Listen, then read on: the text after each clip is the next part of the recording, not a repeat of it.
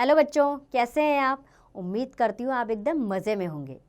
बच्चों, आज हम पढ़ेंगे भाषा एवं व्याकरण, लैंग्वेज एंड ग्रामर।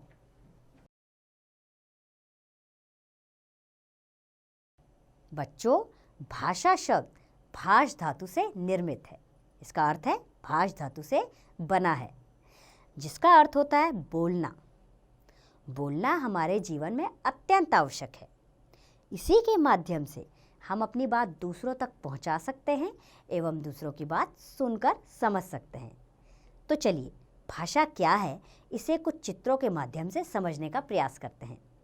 पहले चित्र में पलक एवं सोनू अपनी बात एक दूसरे से कह रहे हैं। ये भाषा का मौखिक स्वरूप है। दोनों एक दूसरे की भाषा को समझते हैं, इसीलिए वो आपस में एक दूसरे की बातचीत को सुनकर समझ रहे हैं। अगले चित्र में शिक्षक बच्चों को शिक्षाप्रद बातें बता रहे हैं। इस चित्र में भी शिक्षक भाषा का माध्यम का प्रयोग करके बच्चों को अपनी बात समझा रहे हैं। अगले चित्र में मोनी सोनी से टेलीफोन पर बात कर रही है। तो आप देख रहे हैं ना, ये सभी लोग बोलकर अपनी बात को दूसरों से कह रहे हैं।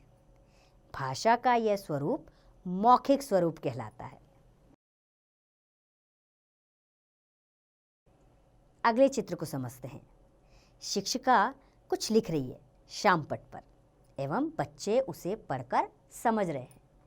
तो बच्चों, भाषा का यह लिखित स्वरूप है। इसे स्वरूप भी कहते हैं। तो बच्चों, इस संसार में सभी प्रकार के प्राणियों एवं जीव जंतुओं के लिए भी भाषा बनी हुई है। इसका अर्थ यह है, सभी प्राणी एवं जीव जंतु अपनी बातों को समझाने के लिए भाषा का प्रयोग करते हैं। अगर मनुष्य की एक भाषा है तो जीव जंतुओं की भी अपनी कुछ विशेष बोलियां होती हैं, जो सिर्फ वे ही आपस में समझ सकते हैं। तो चलिए, कुछ प्राणियों की भाषा को समझने का प्रयास करते हैं। जैसे हमारे सामने चित्र दिए गए हैं बहुत सारे। इसमें पहला चित्र है तोते का। तोता कैसे बोलता है? टें टें। और कुत्ता भौं भौं। बकरी कैसे करती है? मैं मैं। बिल्ली म्याऊ म्याऊ। और कौवा कैसे करता है? काँव काँव। बतख कैसे करती है? Quack quack. और चिड़िया ची ची। कबूतर कैसे करता है? गुटरगू गुटरगू। और मेंढक टर टर। तो बच्चों, लिखकर बोलकर हम जो कुछ भी कहते हैं तथा पढ़ तथा सुनकर उसे समझते हैं, वही भाषा के दो स्वरूप कहे जाते हैं। तो चलिए, भाषा की परिभाषा को समझते हैं। जिस साधन के माध्यम से मनुष्य अपने भावों को दूसरों पर प्रकट करता है एवं दूसरों के भावों अथवा विचारों को समझता है, उसे भाषा कहा जाता है।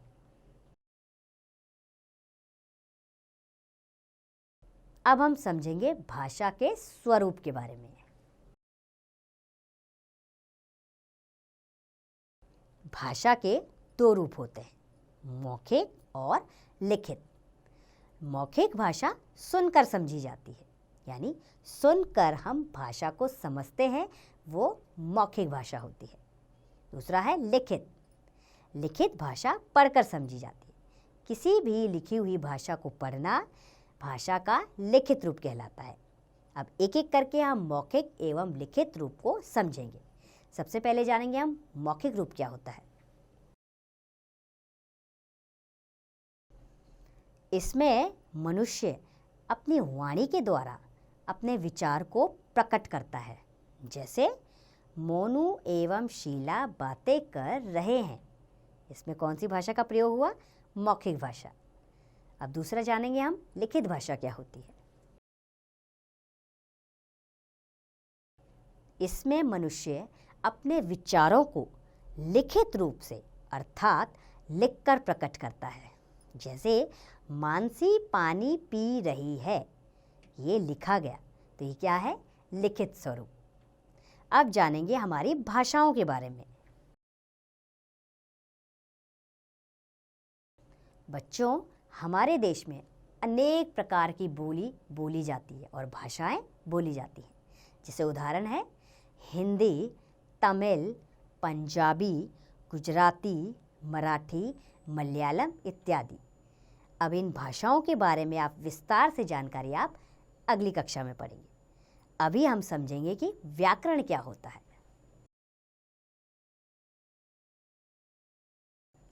महेश ने माँ से पूछा, मैंने दूध पीना है? माताजी तत्काल बोली, अरे यह तो गलत वाक्य है, कहो मुझे दूध पीना है। तो बच्चों, इस प्रकार हम कभी कभी अशुद्ध अथवा गलत भाषा का प्रयोग कर देते हैं। कई बार हम आपस में बातचीत करते हुए अशुद्ध वाक्य और अशुद्ध शब्दों का प्रयोग करते हैं, परंतु हमें कैसे पता चले कि कौन सी भाषा शुद्ध है एवं कौन सी भाषा अशुद्ध? वो किससे जानेंगे? वो हम जानेंगे व्याकरण के जरिए। अब हम समझेंगे व्याकरण की परिभाषा को। जिस विधि से हम भाषा को शुद्ध बोलना, लिखना एवं पढ़ना सीखते हैं उसे व्याकरण कहा जाता है। तो उम्मीद करती हूँ बच्चों, आप व्याकरण के विषय में, भाषा के विषय में अच्छे से जान गए होंगे। अब आप इसका अभ्यास स्वयं कीजिए।